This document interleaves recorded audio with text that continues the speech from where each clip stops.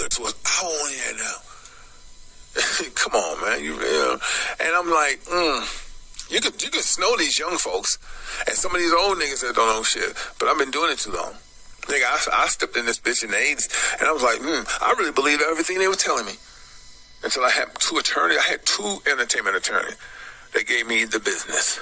I mean, I had a female and a male, one white, one black, and they gave me the industry down to the T. And I was like, why are they doing this? You know what I mean? At the time, I thought they was hating. And then when you're able to meet the president of CBS, you know you're doing something. I met the president of CBS. So I'm like, of black music. So I was like, damn, I'm in the right direction. But see, I just couldn't believe that they was doing that until you started seeing it. And he said, two grown-ass bird man kiss, and they're the richest some bitches, and these are the people that you're going to be working for. They tell you what to do.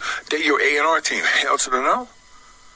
I was with CBS and Columbia. So basically, sending demos to these sons of bitches every week.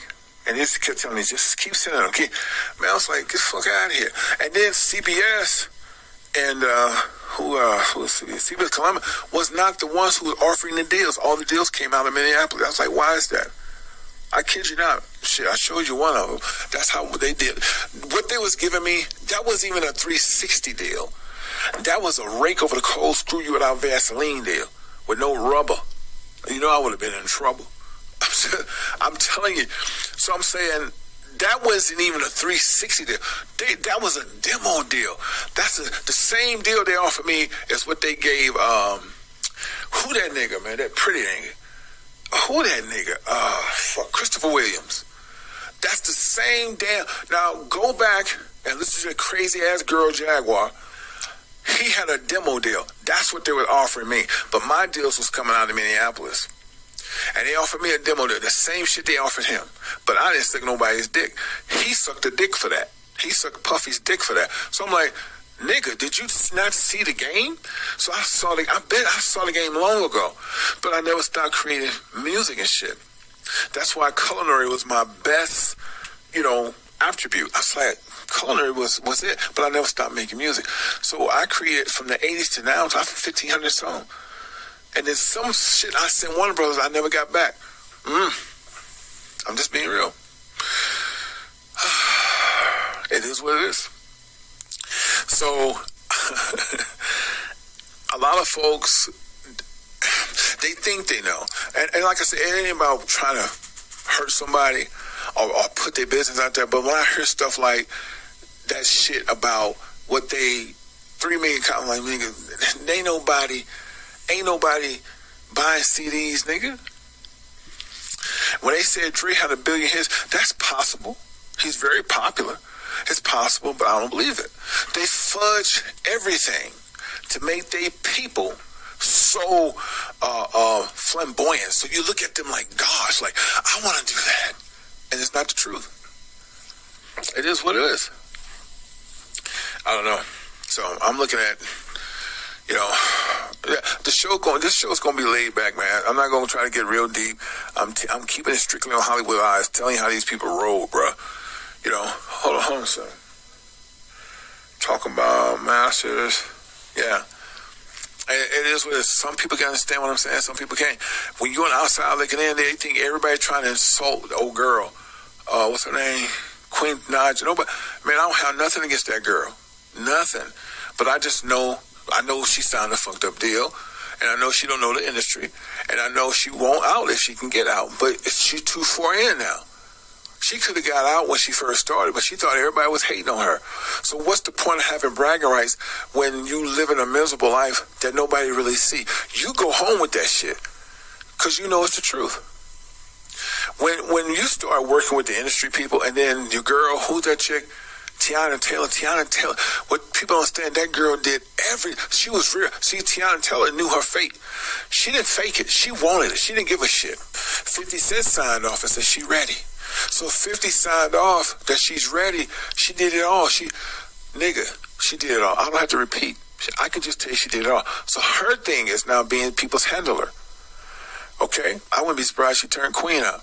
But her job now is to recruit and to turn out. Just like she was turned out. It's the truth. I even tried reaching Chris Brown at one time. They thought I was crazy. It is what it is. I knew I was reaching the masses. I dropped, I wasn't going to even do the industry stuff about trying to expose truth. But I think the thing that made me more upset is that they kept telling people all you need is talent. And if you got talent, you're going to be good. And I was like, why are they doing that? Why are they telling people all the time? And I just listen, sometimes you just like, I ain't going to get in it. I said this so many times to myself. And during that time, I was just getting ready to launch Blog Talk. And I just kept hearing them say, all you need is talent. And work hard. I was like, oh, man, I'm tired of this shit. And then I would hear everybody, and if you just persevere, and I'm like, oh no. So just like you can get in front of the television set and lie to these young black kids and these young impressionable Latin kids, white kids, and you lying to them, telling all, and they believe you, and then when they get in the street, they find that they're being turned out, and they found they're being molested and raped, and their mamas allow it because they're getting paid well, hush money. I gotta say something. Just like you are insinuating lies so that they'll be a part of your roster so you can take their souls, I have to debunk that. It's always been a crusade. So you go ahead. You go ahead and pump Satan. I'm gonna pump Yah. So there's nothing wrong with that. How you gonna get mad at that? And niggas got mad at that. Man, why you gonna fuck it up for everybody? Niggas fucking up for everybody. They telling children that all it takes is talent, and they raping these kids. So that's why I came out with the Black Masonic. So it was crappy at first. I was getting my feet wet because I was new to the videography shit. But I was like, I'm going to keep this shit popping. The first one I made, it got so many hits, it went to Bossip. Y'all remember, if they still around. Y'all remember that network called Bossip? Bossip started putting it in rotation because they thought the shit was funny. Always been a funny dude, didn't know it, but I just do things spontaneous. So Bossip started pumping it. That's how I got so much attention. And then YouTube said, who this nigga named Yash? Right? So one thing led to another. And I was like, at first I got I was kind of frightened. I was like, this shit might get too much exposed. I didn't think, I said, I'm a nobody. Nobody ain't gonna know the fuck who I am, but I gotta say this. So I started naming people. It's like, oh no. Ain't nobody believing it. This nigga's crazy. When I started to expose Hollywood, there was no such tapes. There was nobody doing that shit. There was only one dude that had, he worked for BET, and he was exposing Stephen, what's his name? Steven Steffens or something like that. Stephen Hill. He's a dude that likes to have sex with men, break them in before they get stardom. So he was telling the truth, but nobody really heard him. But they took a liking to my, so I said, okay. I was kind of quiet on it, and it seemed like the more I would, Black Masonic was getting played, they would debunk it. Man, that's crazy. I was like, oh, it is, nigga. So then I came with, I think the one that really put Yash Qaraah on was the Black Masonic, no, Blood Sacrifice. Because doing the Blood Sacrifice film, I put names and connected the dots. And people was like, what? That's the one that hit Minneapolis. And by that time, it was a wrap. The floodgates are opened. Like I said, I always been to myself. But you cannot come on a platform and tell people all it takes is talent. And you knowing these kids being molested. Chris Brown was raped. I know it. And his mother allowed it. Omarion was raped by Christos and Marcus Houston. We know this. This is not a coincidence. Ros B did not lie. And then they're not the only one. Another bad creation. I mean, we can go on and on. New Edition, y'all know y'all been raped, man. Y'all just hung in there. Your parents just talked you into it, right? Bobby Brown, you probably was the worst. You went both ways. You did what you had to do. You did what you did, nigga. You let them dicks slide up on you. It is what it is, Bobby. But then you start killing your family. Because that woman you with is a witch. This is Hollywoodized today, baby. You may not like what I'm saying today, but it's truth. Hold on.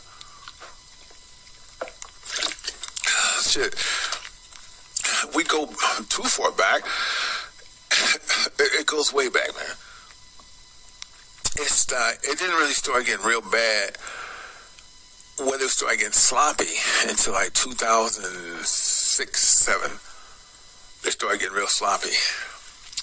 Y'all remember the dude from BT? Rap City, what's his name? Tigger? Y'all know Tigger, right? Trigger? That's all I can say.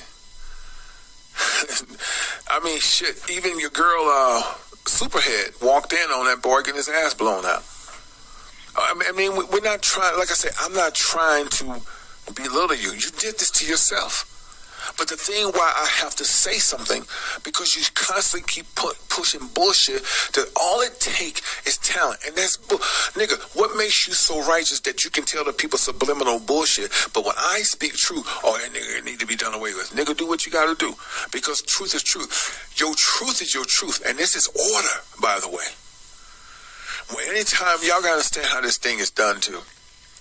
Even when you're telling truth, has to be an order to it. That's why y'all don't put everything out in 1 year. Like some of the things we talk about in the scriptures, some people say, you should have said this 4 or 5 years ago. It wasn't time. The order was not given. The order is given now. So y'all don't understand that. It's spiritual. Excuse me. That's very spiritual. Okay? About the order. When I say order, that don't mean you're a punk or pussy. That means everything that you have of truth has an order and has a time. And if you do it in order and time, God will be with you. You can't, just because you know P. Diddy got a lot of friends that's just as flaky as him, they ain't got shit to do with it. They're just employees who follow in orders, just like R. Kelly people. The one that came after me. I kid you not. All that fake photo shit, I'm hearing through publishing that's come from either Kelly or Tyrese, but I believe it was Kelly. Y'all didn't know that, did you? So you start seeing these things. That's when you know you're hitting home. And then look what happened to Kelly, because he was out of order. So I'm trying to tell you how shit goes. Everything is spiritual, man. Everything is spiritual. So if you got truth, you just can't come up like some people know. I know how Whitney Houston got killed. But it's not for me to give y'all that. That's out of order. What happened has happened. So for me to go connect the dots and tell y'all who did it, what for? What is going to cure? She sold her soul. She knew she was going to get killed. She gave a letter to who? No, she gave a note to Brandy. Probably saying, why Brandy, Yash? Put the dots. Connect the dots. Ask yourself, why did Whitney give Brandy that note? Just connect the damn dots. I'm not telling y'all who killed her. I'm telling y'all why she reached out to Brandy. And she did it on set. I put it in a film. I got all that on set on stage. And Clive knew what she was doing, because Clive couldn't save her if he wanted to. Satan wanted her. And the Queen Elizabeth of London wanted her, because everything... Did y'all not know that the Queen is Satan? Over in England, she decides who lives and who died. Did y'all know that? Y'all probably didn't know that, right? Because of Ray J? Nah. I'm not gonna say who killed her, because I don't think that's not appropriate right now. But I would tell you this: the note was given to Brandy because Brandy supposed to have been a sacrifice. I'll leave it at that. And Brandy was not going to take the seat. She was like, shit, nigga, they can take you. I don't want... And everyone in the industry knew it. Clyde knew it. But they'd rather have kept Brandy and get rid of Whitney, because the Queen Elizabeth say Whitney's a bigger sacrifice. So I'm just giving you a jewel. You know, but I don't put other people in it, even though I know it's not about that, okay? You have to know the dots, and I'm not going to connect them for you. I gave you a jewel, and the truth of the matter is, she reached out to Brandy, because Brandy's supposed to have been the hit, not Whitney. I give you another one. Michael supposed to have had something for his charity. Michael loved Whitney. One of the reasons Michael faked his death, because Michael's supposed to have been the person who did a sacrifice for Whitney. He said, hell no, I love Whitney. That's why Michael faked his death. But Michael had help with a higher power that allowed it, because of the money that was going to be made. So let him do it. But they also told him, we're going to let you fake your death, but we're going to ridicule you. And haven't they ridiculed him? All while he's dead, they still call him a pedophile. People coming forward saying he raped him. See? Just want to show you how it goes. Now, R. Kelly, some of the people that worked in his camp had nothing to do with him. They was just, which they were stupid, but they was just working, trying to get their money. So R. Kelly didn't like what I said about him. He hires a team to try to do fake pictures. I kid you not. So I'm telling you how shit rolls out. Everything in the dark comes to light. You understand? So I knew Kelly's time was up. Kelly didn't know his time was up because he had did too much, and they was going to use him, the nigga, to fall. He talked too much. He should have never went on camera with a cigar saying, they should have did this a long time ago if they was going to try to get me. Pause. You're out of order. Certain things you don't talk about on camera. And he was talking about that when somebody was rolling clip. So I'm just telling y'all, even though you got truth, it's an order to everything because everything is spiritual. And if you understand how these orders supposed to be submitted to the ears of the public, you'll be fine. But some of these bitches, do you think Frankie Beverly get down like that? Frankie Beverly was a straight man. No, he wasn't. Frankie did what he had to do to go ahead. Marlon Brando was one of his lovers. Marlon Brando tore up every black man in Hollywood just about. Marlon Brando was a very gay man. He liked women too, but he liked boy pussy. Him and Quincy, and it goes on. Okay, let me say this real quick. How you think Quincy became Quincy Jones? He kneeled down to the powers that be, Marlon Brando. And then when Quincy got big, Quincy did the same thing. Fresh Prince. He wanted Tupac, but he slipped. He didn't get Tupac, but he made the offer. Will didn't turn it down. Because before, what's his name? Before Quincy, Benny Medina had him. And it goes on, even with Jennifer Lopez. She's blown out. Now remember, Jennifer, I know I'm skipping around. It's called Hollywood Eyes for a reason. I'm skipping, that's what I do. You just have to catch up, okay? Jennifer was a dancer on Living Color. She wanted it bad. She was thick as hell then, right? So she met the right people, rest is history. And I ain't going to pull people in their hand and do it. Wayans brothers. I'm not going to talk about his kids because most of his kids are already sold out. Pause. You see what I'm saying? Damon Wayans, his kids are already sold out. One of his sons are already acting. They already sold out.